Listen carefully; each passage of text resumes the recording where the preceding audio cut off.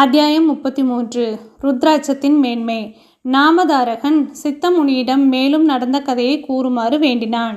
சித்தமுனிவரும் கூறலானார். மறுநாள் தத்தனும் சாவித்திரியும் ஸ்ரீ குரு திருமுன் விழுந்து வணங்கினர்.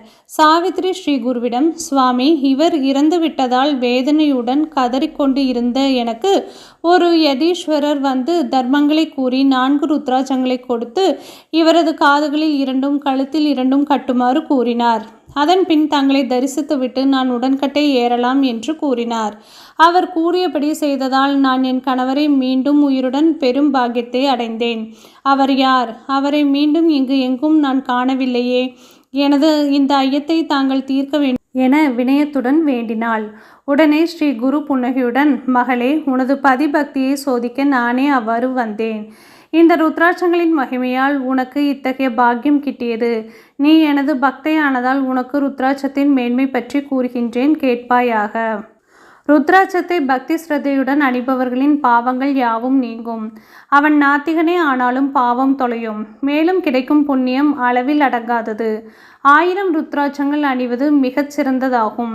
இவ்வாறு அணிபவன் ஈசனுக்கு ஒப்பானவன். அது யாவர்க்கும் எளிதன்று.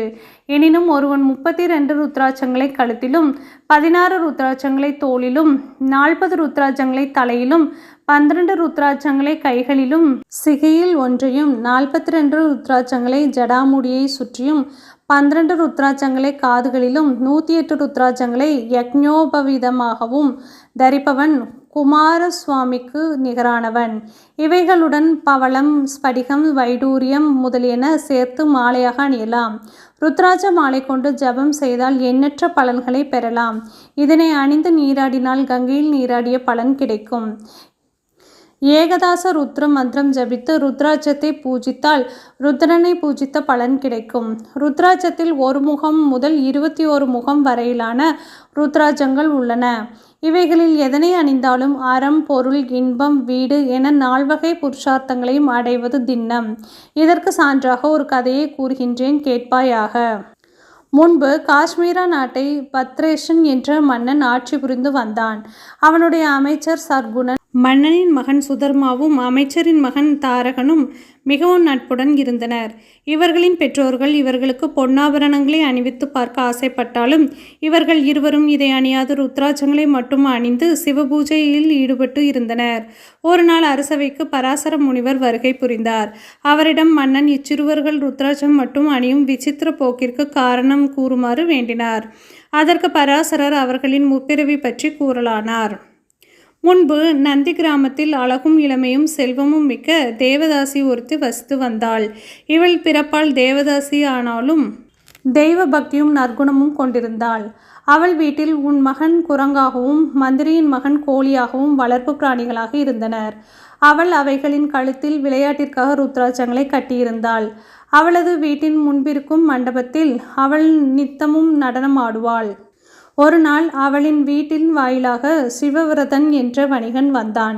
அவன் தனது மணிக்கட்டில் அழகிய ரத்தினங்களால் ஆன ஒரு சிவலிங்கத்தை கட்டியிருந்தான்.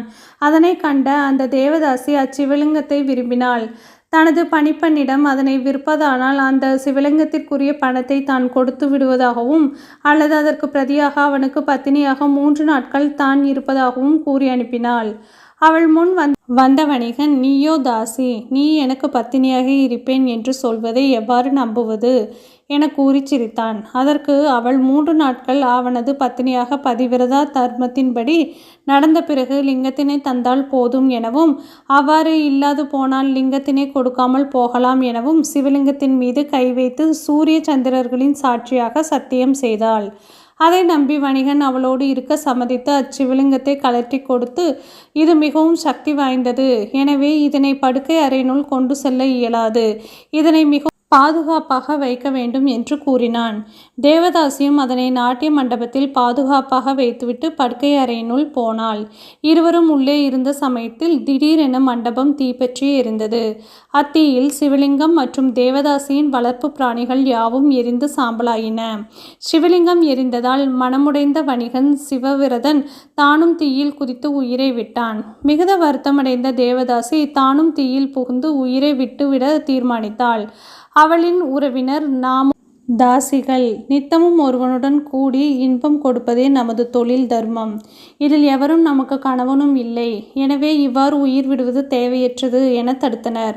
ஆனால் தேவதாசி 3 நாட்கள் நான் அவருக்கு உண்மையான பத்தினியாக இருப்பதாய் சத்தியம் செய்திருக்கிறேன். எனவே உண்மையான பத்தினி கணவனுடன் உடன்கட்டை ஏறுவதுதான் முறை. எனவே நானும் நெருப்பில் இறங்கி என் உயிரை மாய்த்து கொள்வேன். இல்லாவிடில் எனது 21 தலைமுறை முன்னோர்கள் நரகத்தில் உழல் நேரும். எனவே என் இச்சைப்படி செய்ய அனுமதியுங்கள் என்று தன்னிடமிருந்த அனைத்தையும் தானமாக வழங்கி தீயில் விழ முயற்சிக்கையில் ஈசன் அவள் முன் தோன்றி, உனது நற்குணத்தை சோதிக்கவே நான் இவ்வாறு வணிகனாக வந்தேன். உனது தர்ம சிந்தை மட்டுமல்லாது நீ கொடுத்த வாக்கினை காப்பதில் உறுதியாய் நின்றதும் எனக்கு மிகவும் மகிழ்வினை தந்தது. உனக்கு வேண்டிய வரத்தை கேட்பாயாக என்று கூறவும், தேவதாசி ஈசனை வணங்கி தனக்கு இனி இவ்வுலக போகங்கள் எதிலும் விருப்பமில்லை எனவும் தனக்கு சிவலோக பிராப்தி அருளுமாறு வேண்டினாள். அவ்வாறு ஈசன் அவளை சிவலோகம் அழைத்துச் சென்றார். இவ்வாறு சென்ற பிறவியில் ருத்ராட்சங்களை அணிந்திருந்ததால் இப்பிறவியில் அவர்களுக்கு பக்தியும் ஞானமும் வாய்க்கப் பெற்றது. எனவே ருத்ராட்சங்களை அணிபவர்கள் பக்தியும் நற்குணமும் புண்ணியமும் பெறுவது உறுதி என ஸ்ரீ குரு கூறினார்.